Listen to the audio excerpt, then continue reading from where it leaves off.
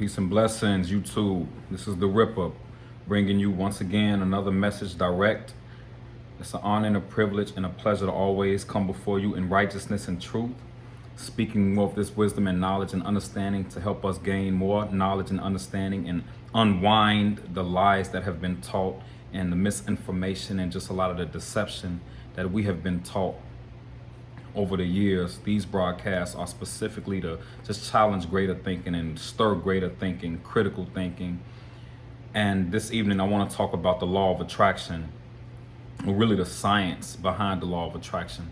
Now, law of attraction in most people's minds, or by definition, is the positive or negative thinking that can bring about positive or negative experiences in one's life, depending on the way you think. But really, the law of attraction is determined by your actions as well as your thought, because you carry out your actions by which how you think. So if you think negative and you behave negative, then you will bring those negative experiences into your life. A lot of times you may think negative, but as long as you don't act on the thought and you clean the thought and behave positively, then your thinking can be purified by your actions. So this is something that is a science to tapping into the law of attraction, into manifestation, the powers that we are potentially capable of bringing things and manifesting things into existence by thought or by desire.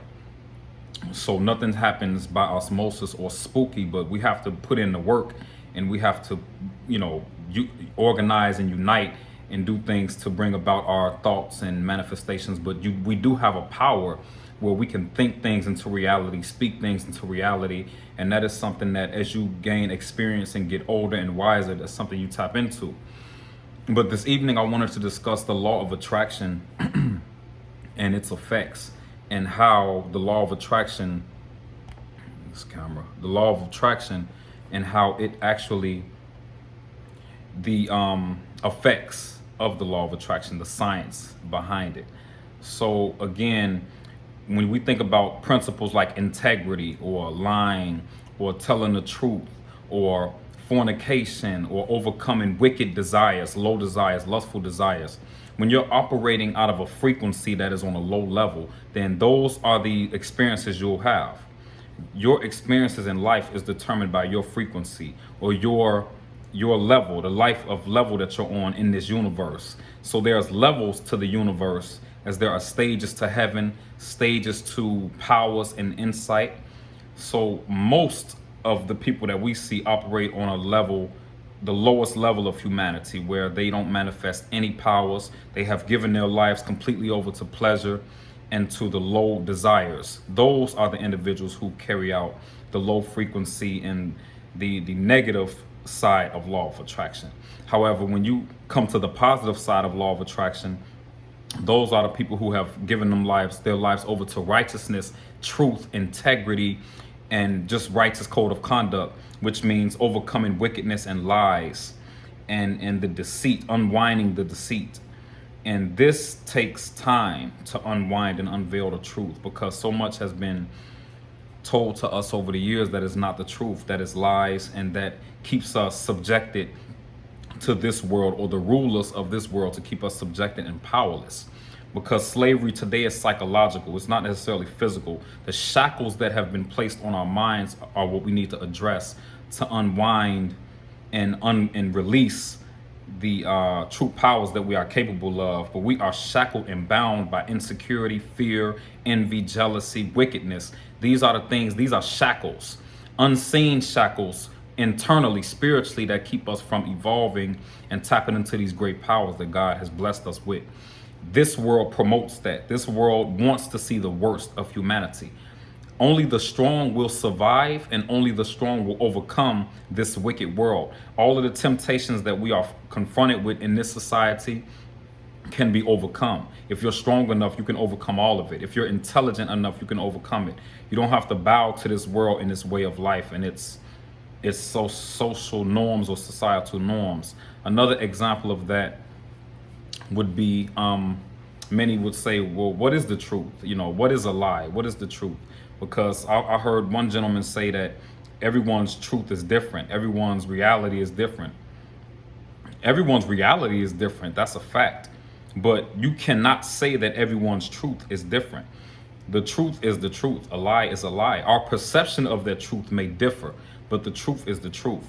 See, the body, this is just a clear example. And I like to use nature as an example, for especially in topics like this. But when you look at nature, the sun, it feeds vegetation, it electrifies vegetation, it electrifies the earth, it electrifies our bodies to give us energy, to keep us alive. The water hydrates our body to keep us alive and moving forward. Food, the vegetation gives us the nutrition we need to survive and live long. That's truth. Like, you may say that's an opinion, but that is an actual truth, that we need food and water to survive. So certain truths are easy to comprehend. Other truths are more complex. That's the basic level of truth, that we need food and water. But that's how you determine what the truth is. Look at the science of it. We don't have to go off opinion or all of the lies that have been told in the deception of those in power that have misused their power and authority over the masses of the people. We don't have to go off what they've said. Just look at and if you're an intelligent human being, you can look at truth and see the effects of truth. Just that wasn't a perfect example. Water, food, sunlight, that's truth. The universe is rooted in truth, because if the universe was not rooted in truth, we would not survive. We wouldn't survive if we were not rooted in truth. You see, everything, there's a science to truth. There's mathematics to truth. Everything, there's a cause and effect to everything. The law of birth, the law of attraction, the law of death, it's laws in this universe that you cannot escape. Man's law can be rewritten, redirected, reformed. God's law is inexchangeable, and you cannot reform God's law. What will happen is you will get removed from the universe by attempting to make God a liar, or making God seem as though God doesn't know what he's doing. Just like a man and a woman needs to be together. That is a natural thing for men and women to unite and come together and produce a child. That's truth. That's nature. That's what God has produced. To call God a liar, you don't justify your existence, because without that man and that woman, you wouldn't even be here. You don't justify your existence disbelieving in God, because you would not exist. So the truths can become more complex, but certain truths are very simple to understand and to grasp. I like to use nature as an example, though. But this conversation, really, I wanted to discuss law of attraction and its magnificent effects, and how to maximize your law of attraction. When we discuss semen retention and refraining from not just sex, but all forms of wickedness, because all sin can be overcome. All sin, all low life, all low desires, all low frequency can be mastered and overcome and elevated. So I like to use semen retention as an example, because that seems to be the most, sex seems to be the most promoted and misused in this society. So I like to use that as the perfect example, because when you can master that urge and control that urge, then you are well on your way, because that is a reasonable sacrifice for you to evolve. Because you see those who have ruined their lives based on sex addictions or drug addictions. It started with the natural urge, but it ultimately destroyed their lives because they did not have control over the urge. God gives us the urge naturally, but a lot of us use that as an excuse to misuse our women, to go out here and just do whatever the hell we want to do, and that's not what it's for. God gave you this body, gave us these bodies and this nature to master, not to let it master you, for you to master it. That's why you have a brain. That's why you have a mind. That's why you were given intelligence. That's why the brain, the capacity of the mind is beyond this world. They have fashioned the computer after the human mind. The computer can't touch the human mind. What the human mind is capable of, the potential of the human mind is infinite, is beyond imagination. The computers that we use, these phones and the internet, that's nothing compared to the human mind. So we really have become so reduced, and we think so little of ourselves, so we're not even on the road to mastering self or creation. We don't even believe that we have the power to master creation or use 100% of our brain power. We don't even believe that, because we've been so reduced, and that confirms the miseducation and the society that we live in, that they wanted that to keep you a slave and to keep you reduced on a lower level so they think they can take advantage of you and exploit your ignorance. So these conversations are what we need to have more of, and ultimately unwinding. It takes a long time. It doesn't take a long time if you use intelligence and you submit to God through the law of righteousness. But it does take a long time if you are half-stepping and playing games and making excuses. It takes a long time to unwind the lies and the deceit, because you're living a lie every day. You're not overcoming the lie. You're just in it. It's just you're deteriorating internally from the lies and deceit. You cannot live your lives based on a lie. You cannot build your world based on lies, because then that's a weak foundation. It's going to crumble. An intelligent person will build a strong foundation so when they build their building or build their life, it will be rooted in powerful, strong foundations so that it doesn't come down. Lies is weak. Truth is very strong. So that's what I want us to take away from this today is truth, integrity, righteousness, not lies and deceit and wickedness, and mastering self and mastering creation, because that is the ultimate purpose of all human beings, is to master this universe. That's what separates us from the animals. This society that we live in was just a stumbling block. It was like a distraction or a detour from evolving toward the Creator. That's why God permitted this, to see who would find their way back to the Creator.